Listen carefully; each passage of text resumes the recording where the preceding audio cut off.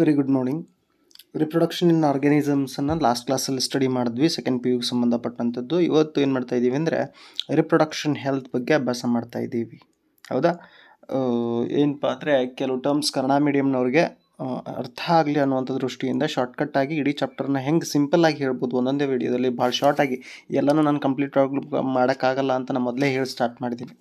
ಆದರೆ ನಿಮಗೆ ಸಪೋರ್ಟ್ ಆಗಲಿ ಅನ್ನುವಂಥ ದೃಷ್ಟಿಯಿಂದ ನಾನು ಈ ವಿಡಿಯೋಗಳನ್ನು ಮಾಡ್ತಾ ಇದ್ದೀನಿ ಅಂತ ಹೇಳಿದ್ದೀನಿ. These are helpful to your P U exams also, NEET exams also and all competitive exams also ಅಂತ ಹೇಳ್ತಾ ರಿಪ್ರೊಡಕ್ಷನ್ ಹೆಲ್ತ್ ಬಗ್ಗೆ ಇವತ್ತೇನು ಮಾಡೋಣ ಅಂದರೆ ಡಿಸ್ಕಸ್ ಮಾಡೋಣ. ಹಾಗಾದರೆ ಫಸ್ಟ್ ಆಫ್ ಆಲ್ ಏನು ನೋಡೋದಪ್ಪ ಅಂದರೆ ಡೆಫಿನೇಷನ್ ನೋಡಬೇಕು. ಹೌದಾ? ಹಾಗಾದರೆ ಡೆಫಿನೇಷನ್ ಏನು ಹೇಳ್ತದೋ? ಹೌದಾ? ಯಾವುದು? ರಿಪ್ರೊಡಕ್ಷನ್ ಹೆಲ್ತ್, ಲೈಂಗಿಕ ಆರೋಗ್ಯ. ಇದರ ಏನಪ್ಪ ಅಂದರೆ ವ್ಯಾಖ್ಯಾನ ಏನು? According to WHO, world health organization ಅವ್ರ ಪ್ರಕಾರ reproductive health means total well being in all aspects of reproduction ಅಂತ ಹೇಳ್ತಾರೆ. According to WHO, reproductive health means total well being in all aspects of reproduction. ಹೌದಾ? WHO ಪ್ರಕಾರ ಏನಪ್ಪ ಅಂದ್ರೆ ಲೈಂಗಿಕ ಆರೋಗ್ಯ ಅಂದರೆ ಏನಪ್ಪ ಅಂದರೆ ಲೈಂಗಿಕತೆಯಲ್ಲಿ ಪಾಲ್ಗೊಳ್ಬೇಕಾದಾಗ ಎಲ್ಲ ದೃಷ್ಟಿಕೋನದಿಂದ ನಾವು ಆರೋಗ್ಯಯುತವಾಗಿದ್ದರೆ ಅದನ್ನೇ ನಾವೇನು ಕರಿತೀವಿ ಅಂದರೆ ಲೈಂಗಿಕ ಆರೋಗ್ಯ ಅಂತ ಕರಿತೀವಿ. ಹಾಗಾದರೆ ಲೈಂಗಿಕ ಆರೋಗ್ಯದಲ್ಲಿ ನಾವು ಮುಖ್ಯವಾಗಿ ಏನು ಅಭ್ಯಾಸ ಮಾಡಬೇಕಪ್ಪ ಅಂದರೆ STDs ಅಂತ ಅಭ್ಯಾಸ ಮಾಡಬೇಕು. ಏನಿದೆ STDಸು? ಹೌದಾ? STDs ಅಂತಂದ್ರಪ್ಪ ಅಂದರೆ ಇದ್ರ long form sexually transmitted diseases ಅಂತ. Sexually transmitted disease. ಹಾಗಾದರೆ ಈ ಸೆಕ್ಸುವಲಿ ಟ್ರಾನ್ಸ್ಮಿಟೆಡ್ ಡಿಸೀಸಸ್ಗಳನ್ನು ಹೇಗೆ ಪ್ರಿವೆಂಟ್ ಮಾಡೋದು, ಪ್ರಿವೆನ್ಷನ್, ಹೌದಾ, ಹೇಗೆ ತಡೆಗಟ್ಟೋದು, ಹೌದಾ, ಅನ್ನೋದನ್ನು ನೋಡೋಣ. ಹಾಗಾದರೆ sexually transmitted disease, avoiding sex with unknown partners. ಹೌದಾ? ನಮಗೆ ಗುರುತು ಪರಿಚಯ ಇರದಿರುವಂಥ ವ್ಯಕ್ತಿಗಳ ಜೊತೆ ಏನಪ್ಪ ಅಂದರೆ ಸೆಕ್ಸನ್ನು ಅವಾಯ್ಡ್ ಮಾಡೋದು. ಅದರ ಜೊತೆಗೆ ಮಲ್ಟಿಪಲ್ ಪಾರ್ಟ್ನರ್ಸ್. ಹೌದಾ? ಇತ್ತೀಚಿನ ದಿನಗಳಲ್ಲಿ ಫಾರಿನ್ ಕಲ್ಚರ್ ಹೆಚ್ಚು ಇಂಡಿಯಾದಲ್ಲಿ ಅಡಾಪ್ಟ್ ಆಗ್ತಾ ಇರೋದ್ರಿಂದ ಏನಪ್ಪ ಅಂದರೆ ಸಂಬಂಧಗಳಿಗೆ ಬೆಲೆ ಕಡಿಮೆ ಆಗ್ತಾಯಿದೆ. ಸಂಬಂಧಗಳಿಗೆ ಬೆಲೆ ಕಡಿಮೆ ಆದಂತೆ ಮಲ್ಟಿಪಲ್ ಪಾರ್ಟ್ನರ್ಸ್ ಜೊತೆ, ಹೌದಾ, ಸೆಕ್ಸ್ ಪ್ರಾಕ್ಟೀಸ್ ಮಾಡ್ತಾ ಇದ್ದೀವಿ. It's also dangerous. Always use of condoms ಏನಪ್ಪ ಅಂದರೆ ಇದು ಕೂಡ ಏನಪ್ಪ ಅಂದರೆ ಪ್ರಿವೆನ್ಷನ್, ಸೆಕ್ಸುವಲಿ ಟ್ರಾನ್ಸ್ಮಿಟೆಡ್ ಡಿಸೀಸ್ಗೆ ಒಂದು best way. Always use of condoms, using sterilised needles and syringes at the time of blood transfusion. ಯಾಕಂದರೆ ಸೆಕ್ಸುವಲಿ ಟ್ರಾನ್ಸ್ಮಿಟೆಡ್ ಡಿಸೀಸು ಒಬ್ಬರಿಂದ ಇನ್ನೊಬ್ರಿಗೆ ಹರಡೋ ಚಾನ್ಸಸ್ ಹೆಚ್ಚಾಗಿರ್ತದಪ್ಪ ಅಂದರೆ ನೀಡಲ್ಸು ಮತ್ತು ಸರ್ಜಿಕಲ್ ಇನ್ಸ್ಟ್ರೂಮೆಂಟ್ಸಿಂದ. ಅದಕ್ಕೆ at the time of blood transfusion sterilised ನಿಡಲ್ಸನ್ನು ಮತ್ತು ಸಿರಿಂಜಸನ್ನು ಬಳಸೋದು. ಇನ್ನು STD ಡೆಫಿನೇಷನ್ ಏನು? The disease is transmitted through a sexual intercourse. Okay, the disease, whatever the disease is transmitted at the time of a sexual intercourse, it's called as a sexual transmitted diseases ಅಂತ ಬರ್ತದೆ. Next, ಇನ್ನು sexual transmitted ಡಿಸೀಸ್ಗೆ examples ಯಾವುದು? ಹೌದಾ? Hepatitis B is a best example for sexually transmitted disease. Next, genital herpes, ಅದನ್ನು ಪ್ರಜನಾಂಗದ ಗುಳ್ಳೆಗಳು ಅಂತ ಕರಿತೀವಿ. ಹೆಪಟೈಟಿಸ್ B ಅಂತಲೇ ಕರಿತೀವಿ. ಹೌದಾ? ಆಮೇಲೆ ಏನಪ್ಪ ಅಂದರೆ ಜೆನೈಟಲ್ ಹೆರ್ಪಸ್, ಪ್ರಜನಾಂಗದ ಗುಳ್ಳೆಗಳು, HIV, human immuno deficiency virus. ಇದೊಂದು ವೈರಸ್. ಇದೇನು ಮಾಡ್ತದೆ ಅಂದರೆ ನಮ್ಮಲ್ಲಿ ಒಂದು ರೋಗವನ್ನು ಕಾಸ್ ಮಾಡ್ತದೆ. ಯಾವುದು? AIDS, acquired immuno deficiency syndrome. Virus ಬೇರೆ, ರೋಗ ಬೇರೆ, ಇದು ಕ್ಲಿಯರ್ ಆಗಿರ್ಬೇಕು ನಿಮಗೆ. ನೆಕ್ಸ್ಟು ಏನಪ್ಪ ಅಂದರೆ ಯಾವುದು? ಗೊನೋರಿಯಾ ಅಂತ ಬರ್ತದೆ. ಗೊನೋರಿಯಾ ನೆಸೀರಿಯಾ ಅನ್ನೋ ಜೀವಿಯಿಂದ ಹರಡ್ತದೆ. ಇದು ಕೂಡ ಸೆಕ್ಸುವಲಿ ಟ್ರಾನ್ಸ್ಮಿಟೆಡ್ ಡಿಸೀಸಸ್. ಸಿಫ್ಲಿಸನ್ನು ಕನ್ನಡದಲ್ಲೂ ಸಿಫ್ಲಿಸ್ ಅಂತ ಕರಿತೀವಿ. ಹಾಗಾದರೆ ಇವು ಏನಪ್ಪ ಅಂದರೆ ಸೆಕ್ಸುವಲಿ ಟ್ರಾನ್ಸ್ಮಿಟೆಡ್ ಡಿಸೀಸಸ್. ಇನ್ನು ಸೆಕ್ಸುವಲಿ ಟ್ರಾನ್ಸ್ಮಿಟೆಡ್ ಡಿಸೀಸಸ್ನ ಸಿಂಪ್ಟಮ್ಸ್ ಏನು, ರೋಗ ಲಕ್ಷಣಗಳೇನು? ಹೌದಾ? ಸೆಕ್ಸುವಲಿ ಟ್ರಾನ್ಸ್ಮಿಟೆಡ್ ಡಿಸೀಸಸ್ನ ರೋಗ ಲಕ್ಷಣಗಳೇನು? ಫಸ್ಟ್ ಆಫ್ ಆಲ್ ಏನಪ್ಪ ಅಂದರೆ ಈಚಿಂಗ್. ಓಕೆ, ಈಚಿಂಗ್, ಕೆರೆತ ಬಿಡ್ತದೆ. ಫ್ಲೂಯಿಡ್ ಡಿಸ್ಚಾರ್ಜ್, ಹೌದಾ, ದೇಹ ದ್ರವಗಳ ಬಿಡುಗಡೆ. Slight pain, swelling in the genital region. ಹೌದಾ? ಏನು ಪ್ರಜನಾಂಗಗಳು ಇರ್ತಾವಲ್ಲ ಅವು ಊದಿಕೊಳ್ಳಿಕ್ಕೆ ಪ್ರಾರಂಭಿಸ್ತಾವೆ. ಆಮೇಲೆ ಪೆಲ್ವಿಕ್ ಇನ್ಫ್ಲಮೇಟ್ರಿ ಡಿಸೀಸಸ್, ಅದನ್ನು PID ಅಂತ ಕರಿತೀವಿ. ಪೆಲ್ವಿಕ್ ಇನ್ಫ್ಲಮೇಟ್ರಿ ಡಿಸೀಸ್ ಅದನ್ನೇನು ಕರಿತೀವಿ? PID. ಯಾಕಂದರೆ ನಿಮ್ಮ ನೀಟ್ ಎಕ್ಸಾಮ್ಗಳಲ್ಲಿ ಮ್ಯಾಕ್ಸಿಮಮ್ ಶಾರ್ಟ್ ಫಾರ್ಮಲ್ಲೇ ಕ್ವಶನ್ ಕೇಳ್ತಾರೆ. ಹಾಗಾದರೆ ಅಲ್ಲಿ PID ಅಂತ ಕೇಳ್ಬಿಟ್ರೆ ಪೆಲ್ವಿಕ್ ಇನ್ಫ್ಲಮೇಟ್ರಿ ಡಿಸೀಸ್. ಇಲ್ಲಿ ಹೆಚ್ಚು ಶಾರ್ಟ್ ಫಾರ್ಮ್ಗಳನ್ನು ನಾನು ವಿವರಿಸುವಂಥ ಕೆಲಸ ಮಾಡ್ತಾಯಿದ್ದೀನಿ. ಯಾಕಪ್ಪ ಅಂದರೆ ನಿಮಗೆ ನೀಟ್ಗೂ ತಯಾರಿ ಆಗಲಿ ಅಂತ ದೃಷ್ಟಿಯಿಂದ. PID pelvic inflammatory diseases. Next abortions continuation ಆಗೋದೇನಪ್ಪ ಅಂದರೆ ಸೆಕ್ಸುಲಿ ಟ್ರಾನ್ಸ್ಮಿಟೆಡ್ ಡಿಸೀಸ್ನ ಒಂದು ಲಕ್ಷಣ. Next still births. ಹೌದಾ, ಸ್ಟಿಲ್ ಬರ್ತ್ಸ್ ಅಂದರೆ ಏನು? The death or loss of a baby before or during the delivery. Death or loss of a baby before or during the delivery, ಅದನ್ನು ನಾವು ಸ್ಟಿಲ್ ಬರ್ತ್ಸ್ ಅಂತ ಕರಿತೀವಿ. ಏನಂತ ಕರಿತೀವಿ? ಸ್ಟಿಲ್ ಬರ್ತ್ಸ್ ಅಂತ ಕರಿತೀವಿ. ಇನ್ನು ಎಕ್ಟೋಪಿಕ್ ಪ್ರೆಗ್ನೆನ್ಸೀಸ್. ಎಕ್ಟೋಪಿಕ್ ಪ್ರೆಗ್ನೆನ್ಸೀಸ್ ಅಂದರೆ ಏನು? ಹೌದಾ, ಫೀಟಸ್ ಡೆವಲಪ್ ಎಲ್ಲಾಗ್ತದಪ್ಪ ಅಂದ್ರೆ outside the uterus. Maximum foetus develop ಆಗೋದು ಎಲ್ಲಿ? Inside the uterus. But foetus develops outside the uterus, typically in Fallopian tube. ಇದು ಏನಪ್ಪ ಅಂದರೆ 100 ಫೀಮೇಲಲ್ಲಿ ಒಬ್ಬರಿಗೆ ಕಾಸ್ ಆಗುವಂಥ ಡಿಸೀಸ್ ಇದು.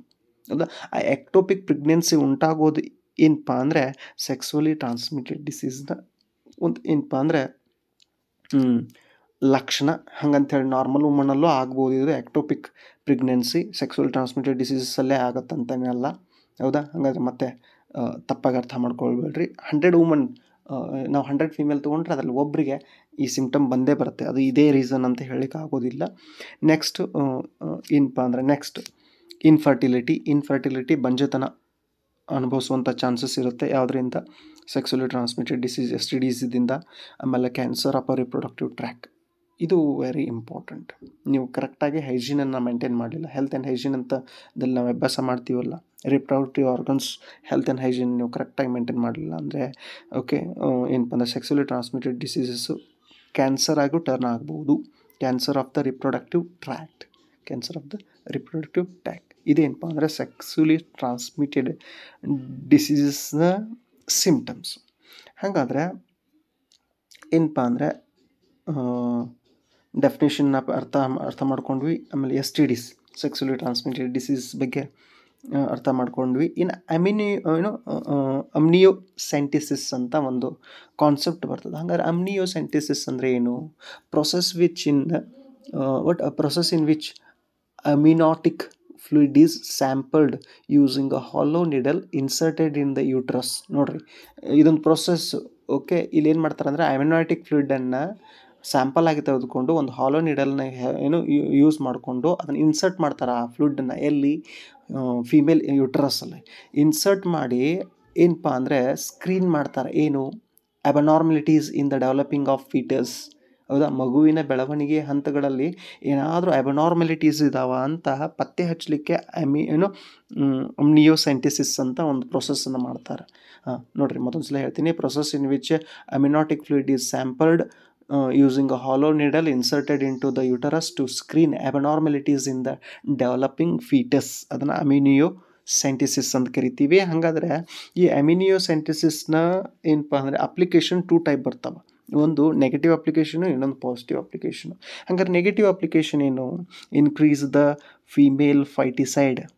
ಹೌದಾ, ಹೆಣ್ಣು ಭ್ರೂಣ ಹತ್ಯೆ ಅಂತ ಏನು ಕರಿತೀವಲ್ಲ, ಅದು ಅಮ್ನಿಯೋಸೆಂಟಿಸಿಸ್ದಿಂದ ಇನ್ಕ್ರೀಸ್ ಆಗಿದೆ. ಇದು ನೆಗೆಟಿವ್ ಅಪ್ಲಿಕೇಶನ್ನು. Misuse to detect the sex of child. ಇದನ್ನು ಮಿಸ್ಯೂಸ್ ಮಾಡ್ಕೊಳ್ತಾರೆ. ಏನು? To detect the sex of a child, ಲಿಂಗವನ್ನು ಪತ್ತೆ ಹಚ್ಚಲಿಕ್ಕೆ, ಭ್ರೂಣ ಲಿಂಗ ಪತ್ತೆ ಪರೀಕ್ಷೆ ಅಂತ ಕರಿತೀವಲ್ಲ, ಅದು ಅಮ್ನಿಯೋಸೆಂಟಿಸಿಸ್ದಿಂದನೇ ಮಾಡ್ತಾರೆ. Child before the birth and female foetus in the ಅಪ್ಪಿತಪ್ಪಿ ಅದೇನಾದರೂ ಅಮ್ನಿಯೋಸೆಂಟಿಸಿಸ್ ಮಾಡಿದಾಗ ಫೀಮೇಲ್ ಇದೆ ಅಂದರೆ ಅದನ್ನು ಅಬಾರ್ಟು ಮಾಡ್ತಾರೆ. Okay, the female foetus is then aborted. ಇದೊಂದು ಏನಪ್ಪ ಅಂದರೆ ಬ್ಯಾಡ್ ಪ್ರಾಕ್ಟೀಸು. ಅದಕ್ಕೆ ನೆಗೆಟಿವ್ ಅಪ್ಲಿಕೇಶನ್ ಅಂತ ಹೇಳಿದ್ದೀನಿ.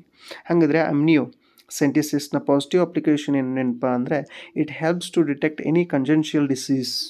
ಹೌದಾ, ಮಗುವಿಗೆ ಬರ್ತಕ್ಕಂತಹ ಅನುವಂಶಿಕ ಕಾಯಿಲೆಗಳು, ಅನುವಂಶಿಕ ತಂದೆ ತಾಯಿಯಲ್ಲಿದ್ದು ಅಥವಾ ಅಜ್ಜ ಅಜ್ಜಿ ಅಥವಾ ಕಳೆದ 8 ಸಂತತಿಗಳಲ್ಲಿ ಏನಾದರೂ ಕಾಯಿಲೆಗಳಿದ್ದು ಆ ಕಾಯಿಲೆಗಳು ಏನಾದರೂ ಮಗುವಿಗೆ ಬರುವಂಥ ಚಾನ್ಸಸ್ ಇದ್ದರೆ ಅಂಥವುಗಳನ್ನು ಪತ್ತೆ ಹಚ್ಚಲಿಕ್ಕೆ ಅಮ್ನಿಯೋಸೆಂಟಿಸಿಸ್ ತುಂಬ ಹೆಲ್ಪ್ಫುಲ್ ಆಗ್ತದೆ. ಎನಿ ಮೆಟಬಾಲಿಕ್ ಡಿಸಾರ್ಡರ್ಸ್ ಇನ್ ಫೀಟರ್ಸ್. ಮೆಟಬಾಲಿಕ್ ಡಿಸಾರ್ಡರ್ಸು, ಹೌದಾ, ಮೆಟಬಾಲಿಸಮ್ ನಾವು ಅಭ್ಯಾಸ ಮಾಡಿದ್ದೀವಿ. ಏನು? ಉಸಿರಾಟ ಅಥವಾ ಆಹಾರ ಸೇವನೆ, ಪಚನಕ್ರಿಯೆ, ಸಾಗಾಣಿಕೆ, ವಿಸರ್ಜನೆ, ಇಂಥದ್ರಲ್ಲಿ ಏನಾದರೂ ಪ್ರಾಬ್ಲಮ್ ಇದ್ದರೆ ಆ ಮಗು ಹುಟ್ಟಿದ ನಂತರ ಜೀವನ ಪರ್ಯಂತ ನರಳ್ತಾ ಬದುಕಬೇಕಾಗ್ತದೆ. ಏನಪ್ಪ ಅಂದರೆ ಆ ಮಗು ನರಳೋದಷ್ಟೇ ಅಲ್ಲ, ತಂದೆ ತಾಯಿಗಳು ನರಳಬೇಕಾಗ್ತದೆ. ಹಾಗಾದ್ರೆ ಅಂತಹ ಕೇಸಸ್ ಏನಾದರೂ ಇದ್ದರೆ, ಅಬ್ನಾರ್ಮಲಿಟೀಸ್ ಏನಾದರೂ ಇದ್ದರೆ ಡಾಕ್ಟರ್ ಸಜೆಸ್ಟ್ ಮಾಡ್ತಾರೆ ಇದು ನಾರ್ಮಲ್ ಆಗಿ ಬದಲಿಕ್ಲಿಕ್ಕೆ ಸಾಧ್ಯ ಇಲ್ಲ. ಅದಕ್ಕೆ ಏನಪ್ಪ ಅಂದರೆ better way you have to about it ಅಂತ ಹೇಳ್ತಾರೆ. ಹಾಗಾದರೆ ಅಂತಹದ್ದು ಏನಾದರೂ ನಾವು ಮಾಡ್ಲಿಕ್ಕೆ ಸಾಧ್ಯ ಇದ್ದರೆ ಇದ್ರ ಪಾಸಿಟಿವ್ ಅಪ್ಲಿಕೇಶನ್ ಯಾವುದು ಅಮ್ನಿಯೋಸೆಂಟಿಸಿಸ್. ಹೌದಾ? ಹಾಗಾದರೆ ನಾವೇನು ಅಭ್ಯಾಸ ಮಾಡಿದ್ವಿ? ರಿಪ್ರೊಡಕ್ಟಿವ್ ಹೆಲ್ತ್ ಡೆಫಿನೇಷನ್ ಅಭ್ಯಾಸ ಮಾಡಿದ್ವಿ, ಎಸ್ ಟಿ ಡಿಸನ್ನು ಅಭ್ಯಾಸ ಮಾಡಿದ್ವಿ, ಅಮ್ನಿಯೋಸೆಂಟಿಸಿಸ್ನ ಅಭ್ಯಾಸ ಮಾಡಿದ್ವಿ. ಇನ್ನು ಏನಪ್ಪ ಅಂದರೆ ಎಮ್ ಟಿ ಪಿ. ಏನು M T P? M T P medical termination of pregnancy. Medical termination of pregnancy ಅದನ್ನು ಎಮ್ ಟಿ ಪಿ ಅಂತ ಕರೀತಾರೆ. ಲಾಂಗ್ ಫಾರ್ಮ್ ಇಲ್ಲಿ ಇಲ್ಲ, ನೀವು ಬೇಕಾದರೆ ಸೈಡಲ್ಲಿ ಪೆನ್ ಪೇಪರ್ ತೊಗೊಂಡು ಬರ್ಕೊಂಡು ಇಟ್ಕೋದ್ರು ಬೆಟರ್. ಬೇಕಾದರೆ ನಿಮ್ಮ ಎಕ್ಸಾಮಲ್ಲಿ NEET exam question paper direct M T P ಅಂತ ಕೇಳ್ತಾನೆ. ಎನ್ ಟಿ ಪಿ ಅಂದ್ರೆ ಮತ್ತೆ ಅವಾಗ it's an term what medical termination of pregnancy. ಹಾಗಾದ್ರೆ ಎಮ್ ಟಿ ಪಿಯ ಇಂಪಾರ್ಟೆನ್ಸ್ ಏನು?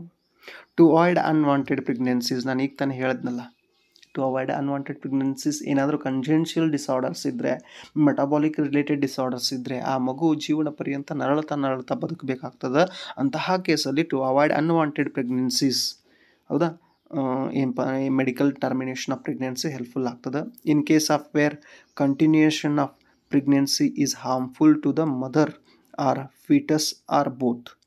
ನೋಡಿರಿ, ಕಂಟಿನ್ಯೂಯೇಷನ್ ಪ್ರೆಗ್ನೆನ್ಸಿ ವರ್ಷ ಆಗಿಲ್ಲ, ಹೌದಾ, ಮತ್ತೆ ಪ್ರೆಗ್ನೆನ್ಸಿ ಇದ್ದರೆ ಅಥವಾ ಏನೋ ವಿತಿನ್ 1-2 ಇಯರ್ಸಲ್ಲಿ ಏನಪ್ಪ ಅಂದರೆ ಎರಡಕ್ಕಿಂತ ಹೆಚ್ಚು ಚೈಲ್ಡ್ಸ್ಗಳಿದ್ದರೆ ಅದೇನಾಗ್ತದೆ ಅಂದರೆ it is harmful to mother also or sometime it is harmful to foetus also or sometimes both.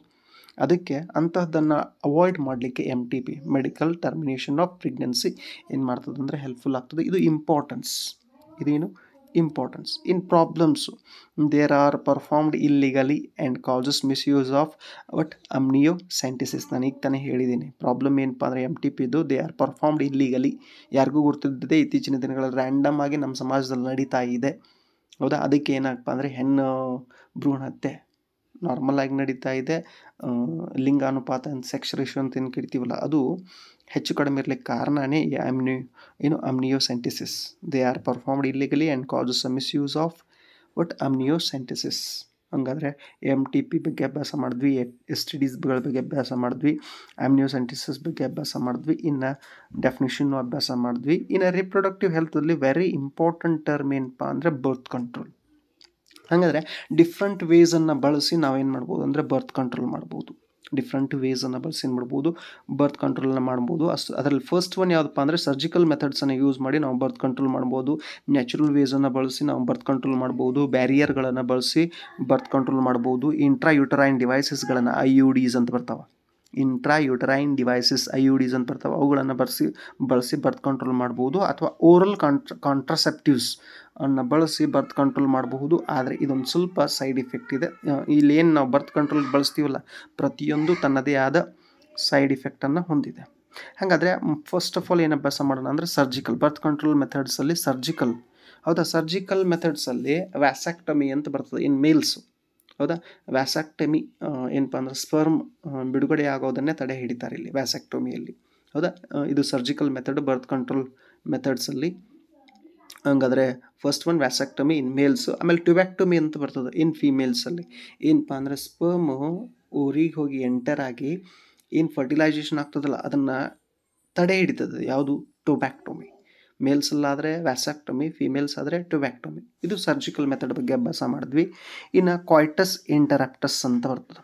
ಕಾಯ್ಟಸ್ ಇಂಟರಪ್ಟಸ್ ಅಂದರೆ ಏನಪ್ಪ ಅಂದರೆ ಸ್ಪರ್ಮು ಏನಪ್ಪ ಅಂದರೆ ಯುಟರಸ್ದಿಂದ ಓರೀಸ್ಗೆ ಎಂಟರ್ ಆಗೋದನ್ನೇ ತಪ್ಪಿಸೋದು, ಹೌದಾ. ಹಾಗಾದರೆ withdrawal of penis before the ejaculation at the time of sexual intercourse ಏನು ejaculation ಆಗ್ತದೆ, ಆ ಇಜಾಕ್ಯುಲೇಷನ್ ಆಗೋಕ್ಕಿಂತ ಮುಂಚೆನೇ, ಹೌದಾ, withdrawal of a penis before the ejaculation. ಇದನ್ನು ಕಾಯ್ಟಸ್ ಇಂಟರಪ್ಟಸ್ ಅಂತ ಕರೀತಾರೆ. ಆಮೇಲೆ it is not a very reliable. ಇದನ್ನು ನಂಬಿಕೆಗೆ ಅರ್ಹವಾದಂತಹ ಪ್ರಾಕ್ಟೀಸ್ ಅಲ್ಲ. ಯಾಕೆ ನಂಬಿಕೆಗೆ ಅರ್ಹವಾದ ಪ್ರಾಕ್ಟೀಸ್ ಅಲ್ಲಪ್ಪ ಅಂದರೆ ಏನು ಸಿಂಗಲ್ ಟೈಮ್ ಎಜಾಕ್ಯುಲೇಷನ್ ಆಗ್ತದೆ, ಆ ಇಜಾಕ್ಯುಲೇಷನಲ್ಲಿ ಮಿಲಿಯನ್ಸ್ ಆಫ್ ಸ್ಪರ್ಮ್ಸ್ ಫಾರ್ಮ್ ಆಗಿರ್ತಾವೆ. ಆಮೇಲೆ ನಿಮ್ಗೆ ಇಜಾಕ್ಯುಲೇಷನ್ ಅನ್ನಿಸ್ತಿರ್ತದಲ್ಲ, ಅದಕ್ಕಿಂತ ಮುಂಚೆನೂ ಸ್ಪರ್ಮ್ಸ್ ಫಾರ್ಮ್ ಆಗಿರ್ಬೋದು. ಆಮೇಲೆ ಇಜಾಕ್ಯುಲೇಷನ್ ಆದ ನಂತರನೂ ಸ್ಪರ್ಮ್ಸ್ ಫಾರ್ಮ್ ಆಗಿರ್ಬೋದು. ನಾನು ಹೇಳಿದ್ನಲ್ಲ ಮಿಲಿಯನ್, ಆ ಮಿಲಿಯನ್ ಸ್ಪರ್ಮಲ್ಲಿ ಒಂದು ಸ್ಪರ್ಮ್ ಎಲ್ಲಾದರೂ ಏನಪ್ಪ ಅಂದರೆ ಬಾಡಿ ಫ್ಲೂಯಿಡ್ಸಿಂದ ಓರಿಯನ್ನು ತಲುಪಬಹುದು. ಅದಕ್ಕೆ it's not a reliable. Next periodic abstinence. ಹೌದಾ. Periodic abstinence avoiding coitus from days 10 to 17 of a menstrual cycle. ಈಗ ಮೆನ್ಸ್ಟ್ರುವಲ್ ಸೈಕಲ್ ಆದ ನಂತರ 10th day to 17th day ಏನಪ್ಪ ಅಂದರೆ ಒಂದು ಎಗ್ ಫಾರ್ಮ್ ಆಗಿ ಅದು ಏನಪ್ಪ ಅಂದರೆ ಫರ್ಟಿಲೈಸ್ ಆಗಲಿಕ್ಕೆ peak period. Highly peak period ಏನಪ್ಪ ಅಂದರೆ 12 to 14 ಡೇಸ್. 12th ಡೇಯಿಂದ ಹಿಡಿದು after menstrual cycle or before menstrual cycle 12 to 14 day ಅಂತ ಏನಿರ್ತದಲ್ಲ, ಹೌದಾ, 12 to 14 ಡೇ ಅದು ಏನಪ್ಪ ಅಂದರೆ ಪೀಕ್ ಪೀರಿಯಡ್. ಆದರೆ ಇಲ್ಲಿ ಏನು ಮಾಡಿದ್ದಾರೆ ಅಂದರೆ avoiding a coitus from day 10 to 17. ಹಾಗಾದರೆ ಚಾನ್ಸಸ್ ಕಡಿಮೆ ಏನು ಫರ್ಟಿಲೈಸೇಷನ್ ಆಗೋದು. Chances of fertilisation is very high at the time of 10 to 17. ಅಂದರೆ ಈ 8 ಡೇಸ್ ಏನು ಮಾಡೋದಪ್ಪ ಅಂದರೆ ಕ್ವೈಟಸನ್ನು ಅವಾಯ್ಡ್ ಮಾಡೋದು, ಏನು ಸ್ಪರ್ಮ್ಸು ಎಂಟ್ರ್ ಆಗದಿರೋಂಗೆ ನೋಡ್ಕೊಳ್ಳೋದು, ಹೌದಾ. ಅಂದರೆ ಏನು ಇಂಟರ್ಕೋರ್ಸನ್ನೇ ಅವಾಯ್ಡ್ ಮಾಡೋದು. ಇದು ಒಂದು ಮೆಥಡು, ಆದರೆ ಇದು ಕೂಡ ರಿಲಯಬಲ್ ಅಲ್ಲ. ನೆಕ್ಸ್ಟ್ ಲ್ಯಾಕ್ಟೇಷನಲ್ ಅಮಿನೋರಿಯಾ ಅಂತ ಬರ್ತದೆ. ಲ್ಯಾಕ್ಟೇಷನಲ್ ಅಮಿನೋರಿಯಾದಲ್ಲಿ ಏನಾಗ್ತದಪ್ಪ ಅಂದರೆ, ಹೌದಾ, ಲ್ಯಾಕ್ಟೇಷನಲ್ ಅಮಿನೋರಿಯಾದಲ್ಲಿ ಏನಾಗ್ತದಪ್ಪ ಅಂದರೆ intercourse is avoided at the time of ovulation period. ಹೌದಾ, ಏನು ಎಗ್ ಫಾರ್ಮ್ ಆಗ್ತದೆ ಅಂತ ಹೇಳಿದ್ನಲ್ಲ, 12 to 14th ಡೇಯಲ್ಲಿ ಎಗ್ ಫಾರ್ಮ್ ಆಗಿ ಫರ್ಟಿಲೈಸ್ ಆಗಲಿಕ್ಕೆ 2 ದಿನ ಇದು ಪೀಕ್ ಪೀರಿಯಡು. ಈ ಪೀರಿಯಡಲ್ಲಿ if you avoid intercourse then maxim ನಾವೇನು ಮಾಡ್ಬೋದು ಅಂದರೆ ಬರ್ತ್ ಕಂಟ್ರೋಲನ್ನು ಅವಾಯ್ಡ್ ಮಾಡ್ಬೋದು, ಇದು ಏನೋ ಬರ್ತನ್ನು ಕಂಟ್ರೋಲ್ ಮಾಡ್ಬೋದು. ಹಾಗಾದ್ರೆ ಕೆನಾಟ್ ಬಿ ಎಕ್ಸಾಕ್ಟ್ಲಿ ಪ್ರಿಡಿಕ್ಟೆಡ್. ಇದು ನಮ್ಮ ಏನು ಈಚ್ ವುಮನ್ಸಲ್ಲಿ ಎಕ್ಸಾಕ್ಟ್ಲಿ ಪ್ರಿಡಿಕ್ಟ್ ಮಾಡ್ಲಿಕ್ಕೆ ಸಾಧ್ಯ ಇಲ್ಲ. ಏನೋ ಫಿಮೇಲ್ಸ್ ಟು ಫಿಮೇಲ್ಸ್ ಇದೇನಾಗ್ತದೆ ಅಂದರೆ ಚೇಂಜ್ ಆಗ್ತದೆ. ಕೆಲವರಲ್ಲಿ 12th ಡೇಗೆ ಏನಪ್ಪ ಅಂದರೆ ಫರ್ಟಿಲೈಸ್ ಆದರೆ, ಇನ್ನು ಕೆಲವರಲ್ಲಿ 14 to 15 or 16 ಡೇಸ್ಗೂ ಫರ್ಟಿಲೈಸ್ ಆಗುತ್ತೆ. ಅದಕ್ಕೆ ಕೆನಾಟ್ ಬಿ ಪ್ರೆಡಿಕ್ಟೆಡ್ ಎಕ್ಸಾಕ್ಟ್ಲಿ ನೀವೇನಾದರೂ 16th ಡೇಗೆ ಇಂಟರ್ಕೋರ್ಸ್ ಮಾಡಿದ್ರೆ ಇಂಥ ಕೇಸಲ್ಲಿ ಏನಾಗ್ತದೆ ಏನಪ್ಪ ಅಂದರೆ ಫರ್ಟಿಲೈಸೇಷನ್ ನಡೀತದೆ. ಅದಕ್ಕೆ ಇದು ಏನಪ್ಪ ಅಂದರೆ ರಿಲಯಬಲ್ ಮೆಥಡ್ ಅಲ್ಲ. ನೆಕ್ಸ್ಟ್ ಇದು ಮಾತ್ರ ಬೆಸ್ಟ್ ಮೆಥಡ್ ಯಾವುದು? Barrier use of a condoms or use of a diaphragm. ಏನು ಶಿಶ್ನ ಚೀಲಗಳು ಅಂತ ಕರಿತೀವಿ ನಾವು. ಕಾಂಡೋಮ್ಸನ್ನು ಯೋನಿ ಚೀಲಗಳು ಅಂತ ಕರೆದ್ರೆ ಶಿಶ್ನ ಚೀಲ ಅಂತ ಕರಿತೀವಿ.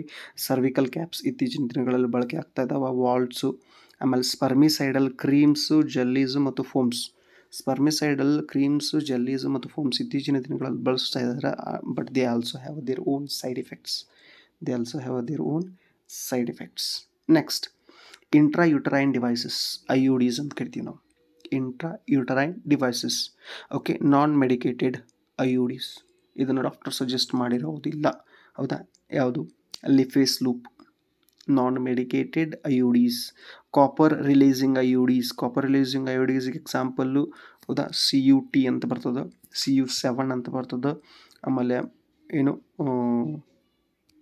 ಏನಪ್ಪ ಅಂದರೆ ಮಲ್ಟಿಲೋಡ್ 375 ಅಂತ ಬರ್ತದೆ. ಮಲ್ಟಿಲೋಡ್ C375 ಇವೇನಪ್ಪ ಅಂದರೆ copper releasing IUDs, intrauterine devices. ಆಮೇಲೆ hormone releasing IUDs example progestasert and LNG20 ಅಂತ ಬರ್ತದೆ, ಹೌದಾ. ನೋಡಿರಿ, ಇವು ಎಕ್ಸಾಂಪಲ್ಸು ನೀಟಿಗೆ ಇನ್ನೂ ತುಂಬ ಹೆಲ್ಪ್ಫುಲ್ ಆಗುವಂಥದ್ದು. ಇನ್ನು last one very important, oral contraceptives, ಹೌದಾ, ಗರ್ಭನಿರೋಧಕಗಳು, ಬಾಯಿಯಿಂದ ತೆಗೆದುಕೊಳ್ಳತಕ್ಕಂಥ ಗರ್ಭನಿರೋಧಕಗಳು ಅಂತ ಕರಿತೀವಿ. Used by females only. These are used by females only. Then contains a progesterone and oestrogen. ನೋಡಿರಿ, ಫೀಮೇಲ್ಸಲ್ಲಿ ರಿಪ್ರೊಡಕ್ಟಿವ್ ಸಿಸ್ಟಮಲ್ಲಿ ವೆರಿ ಇಂಪಾರ್ಟೆಂಟ್ ರೋಲ್ ಪ್ಲೇ ಮಾಡುವಂಥ ಹಾರ್ಮೋನ್ಸ್ ಯಾವಂತ ಅಭ್ಯಾಸ ಮಾಡಿದ್ದೀವಿ. ಒಂದು ಪ್ರೊಜೆಸ್ಟರಾನು, ಇನ್ನೊಂದು ಈಸ್ಟ್ರೋಜನ್, ಹೌದಾ. ಹಾಗಾದರೆ ಇವುಗಳನ್ನು ಬಳಸ್ಕೊಂಡು ಇಟ್ ಪ್ರಿವೆಂಟ್ಸ್ ಇಂಪ್ಲಿಮೆಂಟೇಷನ್ ಆಫ್ ಬ್ಲಾಸ್ಟುಲ್ಲಾ, ಹೌದಾ. ಇಂಪ್ಲಿಮೆಂಟೇಷನ್ ಆಫ್ ಬ್ಲಾಸ್ಟುಲ್ಲಾ, ಹೌದಾ. ಬ್ಲಾಸ್ಟುಲ್ಲಾ ಏನಪ್ಪ ಅಂದರೆ ಒಂದು ಸ್ಪರ್ಮ್ ಮತ್ತು ಎಗ್ ಫ್ಯೂಸ್ ಆದ ನಂತರ ಏನು ಝೈಗೋಟ್ ಫಾರ್ಮ್ ಆಗುತ್ತೆ. ಆ ಝೈಗೋಟ್ ಇದ್ದಿದ್ದು, ಹೌದಾ, ಪ್ರೊಫೆಸೆಂಟೋಡರ್ಮ್ ಆಗಿ ಡೆವಲಪ್ ಆಗ್ತದೆ. ಇನ್ನರ್ ಸೆಲ್ ಮಾಸ್ ಇನ್ಕ್ರೀಸ್ ಆಗ್ತದೆ. ಆಮೇಲೆ ಬ್ಲಾಸ್ಟೋಸಿಲ್ ಅನ್ನೋ ಫ್ಲೂಯಿಡ್ ಅದರಲ್ಲಿ ಗ್ರೋತ್ ಆಗ್ತದೆ. ಈ ಒಟ್ಟು ಪ್ರೊಸೆಸನ್ನು ನಾವು ಬ್ಲಾಸ್ಟೋಸಿಸ್ಟ್ ಅಂತ ಕರಿತೀವಿ. ಈ ಬ್ಲಾಸ್ಟೋಸಿಸ್ಟ್ ಏನಪ್ಪ ಅಂದರೆ ಎಗ್ ಫರ್ಟಿಲೈಸ್ ಆಗಿ 5 to 14 ಡೇಸ್ ಒಳಗಡೆ ನಡೀತದೆ. ಬ್ಲಾಸ್ಟೋಸಿಸ್ಟು 5 to 14 ಡೇಸ್ ಒಳಗಡೆ ನಡೀತದೆ. ಇದನ್ನು ಆಗಲಿಕ್ಕೇ ಬಿಡೋದಿಲ್ಲ ಯಾವುದು? Oral contraceptives. It prevents implementation of blastula ಆಗಲಿಕ್ಕೆ ಬಿಡೋದಿಲ್ಲ. ಬ್ಲಾಸ್ಟುಲಾ ಆಗಲಿಲ್ಲ ಅಂದರೆ ಅದನ್ನು ನಾವು ಫರ್ಟಿಲೈಸೇಷನ್ ಅಂತ ಕರೆಯಲ್ಲ. It's very important time. ಏನು ಫರ್ಟಿಲೈಸೇಷನ್ ನಂತರ ಫಸ್ಟ್ 14 or 15 ಡೇಸ್ ಏನಿರ್ತಾವಲ್ಲ, ಅದು ಬ್ಲಾಸ್ಟುಲಾ ಫಾರ್ಮೇಷನ್ ಪೀರಿಯಡ್ ಇರ್ತದೆ. ಬ್ಲಾಸ್ಟುಲಾ ಫಾರ್ಮ್ ಆಗಲಿಲ್ಲ ಅಂದರೆ ಅದು ಫರ್ಟಿಲೈಸ್ಡ್ ಎಗ್ ಅಲ್ಲ. ಹೌದಾ? ಹಾಗಾದರೆ ಯಾಕಂದ್ರೆ ಡೆತ್ ಆಗಿಬಿಡ್ತದೆ. ಬ್ಲಾಸ್ಟುಲಾನೇ ಸರಿಯಾಗಿ ಫಾರ್ಮ್ ಆಗಲಿ ಅಂದರೆ ಡೆತ್ ಆಗಿಬಿಡ್ತದೆ. ಇನ್ನು ಏನಪ್ಪ ಅಂದರೆ ನಾನು ಹೇಳಿದ್ನಲ್ಲ, ಏನು ಕೆಲವರು ಬಂಜತನವನ್ನು ಅನುಭವಿಸ್ತಿರ್ತಾರೆ. ಅಂತಹವರಿಗೆ ಏನಪ್ಪ ಅಂದರೆ ಕೆಲವು ಮೆಥಡ್ಸ್ ಬರ್ತಾವೆ. ಅಸಿಸ್ಟೆಡ್ ರಿಪ್ರೊಡಕ್ಟಿವ್ ಟೆಕ್ನಾಲಜೀಸ್ ಅಂತ ಬರ್ತಾವೆ. ಅಸಿಸ್ಟೆಡ್ ರಿಪ್ರೊಡಕ್ಟಿವ್ ಟೆಕ್ನಾಲಜೀಸ್, ART ಅಂತ ಕರಿತೀವಿ ಅದನ್ನು. ಅಸಿಸ್ಟೆಡ್ ರಿಪ್ರೊಡಕ್ಟಿವ್ ಟೆಕ್ನಾಲಜೀಸ್ ART ಅಂತ ಕರಿತೀವಿ. ಹಾಗಾದರೆ ಅದರಲ್ಲಿ ಮತ್ತೆ 5 to 6 ಟರ್ಮ್ಸ್ ಬರ್ತಾವೆ. ಇದನ್ನು ನೀವು ನಿಮ್ಮ ಟೆಕ್ಸ್ಟ್ ಬುಕ್ಕಲ್ಲಿ ನಿಮ್ಮ ಸರ್ ಏನು ಮಾಡ್ತಾರೆ ಅಂದರೆ ಮತ್ತೆ ಥರವಾಗಿ ಎಕ್ಸ್ಪ್ಲೇನ್ ಮಾಡುವಂಥ ಕೆಲಸ ಮಾಡ್ತಾರೆ. ಇತ್ತೀಚಿನ ದಿನಗಳಲ್ಲಿ ಮಹಿಳೆಯರು ಭಾಳ ಖಿನ್ನತೆಗೆ ಒಳಗಾಗಿ ನನ್ನ ಮಕ್ಕಳಾಗೋದಿಲ್ಲ ಅಂತ ಪಶ್ಚಾತ್ತಾಪ ಪಡ್ತಾರೆ. ಅಂಥವರಿಗೆ ಸೈಂಟಿಫಿಕಲಿ ಬಹಳಷ್ಟು ಪ್ರೊಸೆಸ್ಗಳಿದಾವೆ. ಆ ಪ್ರೊಸೆಸ್ಗಳ ಮೂಲಕ ಮಕ್ಕಳನ್ನು ಪಡಿಬೋದು, ತಮ್ಮದೇ ಮಕ್ಕಳನ್ನು ಪಡಿಬೋದು ಅನ್ನೋದು ಗುರುತಿಲ್ಲ. ಅದಕ್ಕೆ ಈ ಚಾಪ್ಟರ್ ನಿಮ್ಗೆ ಇಟ್ಟಿದ್ದಾರೆ. ಹಾಗಾದರೆ ಅದರಲ್ಲಿ ಯಾವ ಟೆಕ್ನಿಕ್ಸ್ ಬರ್ತಾವೆ ಅಂತ ನೋಡೋಣ. ಮೊದಲನೇ ಜಿಫ್ಟ್ ಅಂತ ಬರ್ತದೆ. ಯಾವುದು? ಜಿಫ್ಟ್, ಝೈಗೋಟ್ ಇಂಟ್ರಾ ಫಾಲೋಪಿಯನ್ ಟ್ರಾನ್ಸ್ಫರ್. ನಿಮಗೇನಪ್ಪ ಅಂದರೆ ಇದರ ಆ್ಯಕ್ರೋನಿಮ್ ವಿಸ್ತೃತ ರೂಪ ವೆರಿ ಇಂಪಾರ್ಟೆಂಟ್. ಜಿಫ್ಟ್ ಅಂದರೆ ಏನು? Zygote intra Fallopian transfer. ಅದಾದ ನಂತರ ICSI ಅಂತ ಬರ್ತದೆ, intra cytoplasmic sperm injection. Intra cytoplasmic sperm injection ಕೃತಕವಾಗಿ ಏನಪ್ಪ ಅಂದರೆ ವೀರ್ಯಾಣುಗಳನ್ನು ಏನಪ್ಪ ಅಂದರೆ ಯೋನಿ ಚೀಲದಲ್ಲಿ ಇಂಜೆಕ್ಟ್ ಮಾಡುವಂಥ ಕೇಸ್ಗೆ ಏನು ಕರೀತಾರೆ ಅಂದರೆ ICSI ಅಂತ ಕರೀತಾರೆ, ಇಂಟ್ರಾ ಸೈಟೋಪ್ಲಾಸ್ಮಿಕ್ ಸ್ಪರ್ ಇಂಜೆಕ್ಷನ್.